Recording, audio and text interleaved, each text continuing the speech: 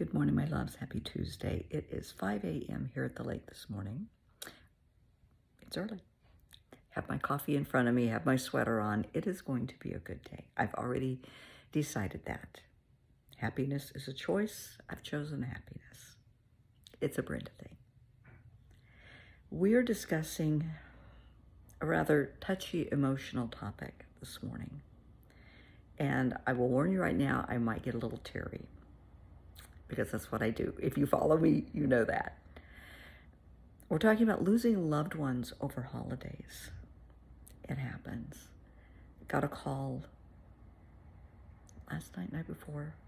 A friend of mine in St. Louis, an attorney, Mike Isaac, died. Beautiful soul, young man, I would say in his mid to late 40s. I mean, I never asked him how old he was. But just such a lovely soul. Good attorney, but such a beautiful soul. Beautiful family. I mean, he's just a good guy. And he had cancer. And I remember when he was diagnosed. And he had a great attitude. Although I'm sure he had a great attitude up until the end. I hadn't talked to him for quite some time because I moved to Arizona. But it's just heartbreaking. And my thoughts immediately go to the family, his wife and kids, his friends, his colleagues, his law partners. Because for those that loved him, for people that are close to someone that dies over the holidays, that holiday will never be the same.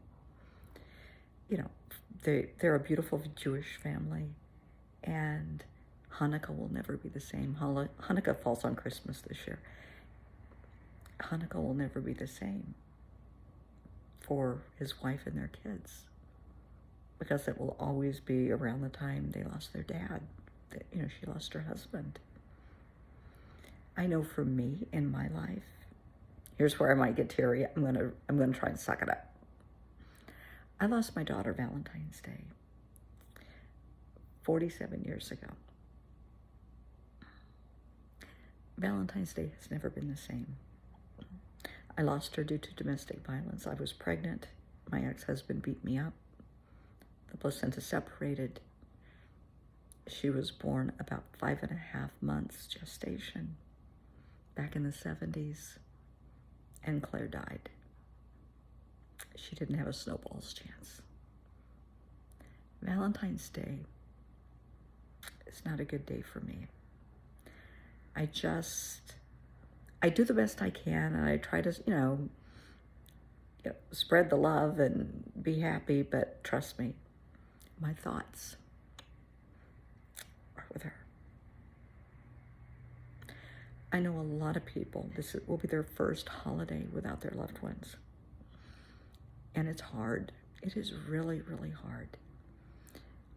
But do the best you can. Grieve in your way, in your time. It's okay. If that means setting a place at the dinner table for them, I want you to do it. If that means talking about them and sharing stories, do it. Hanging a special ornament for them, their favorite ornament, whatever it is, do it. Whatever it's going to take to bring you comfort. As long as you're not hurting someone else, you're not being violent towards yourself or others. Grieve in your way, in your time. There are not 5 stages of grief. Everybody's different. Grieve in your way, in your time. If you know someone that has lost someone, please be there for them, listen to them, sit with them. Sometimes you don't want to talk, you just want to sit with your own thoughts, but you want to have somebody close. You want to have somebody there sharing a cup of coffee as you just sit. That's okay. Be that friend. Listen to them. Listen to them. Share their grief, share their memories. Sit with them as they cry with them. It's okay. It's what friends do. I've done that for many, many people through the years. Be there. Be a friend. Take them a plate over the holidays. Take them some leftovers. Offer to help in any way that you can. Many years ago, I'm getting ready to sneeze. Okay, I'm good.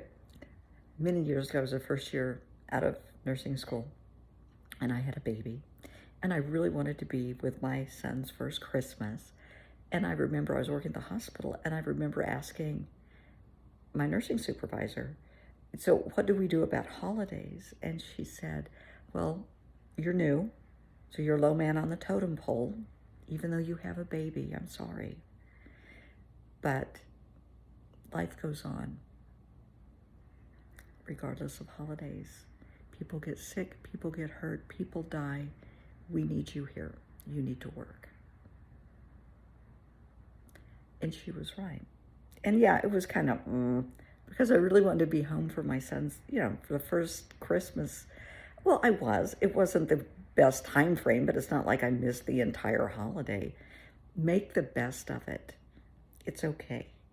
I had a good job with good insurance. We made it work, and it was okay. And he was a baby. He was, almost a year old, and probably 9 months old. And he was fine. It's not like he realized what was going on. It was fine. So if you have to work, do it with pride. You're there to help somebody. Whether you're serving burgers, whether you're a nurse, a doctor, whatever you're doing. If you're working the holiday, do it with pride, because you're helping someone somewhere. And that's a nice blessing to give. This year, as many people now know, I still have my practice, my trauma therapy practice. I'm still helping victims, always will. But I am working with a law firm. I am a nurse with a law firm. I love my job. Cool job, cool people, love my job.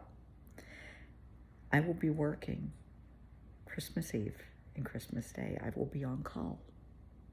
Seriously. I know that. I'm okay with that.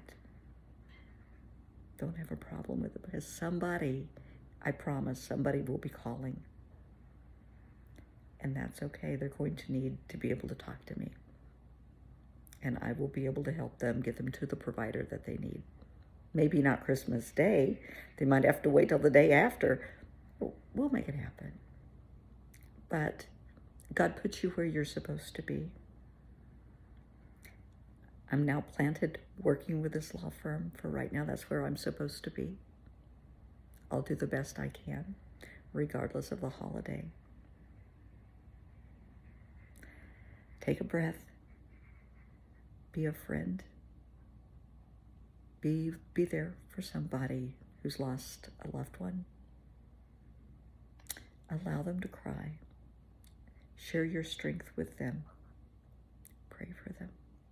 Pray for their loved one. And to the family of Mike, Isaac, in St. Louis, sorry. May Mike's memory be a blessing to all who knew him, all who worked with him, all of his clients, all who love him, and all who continue to honor his memory. Amen.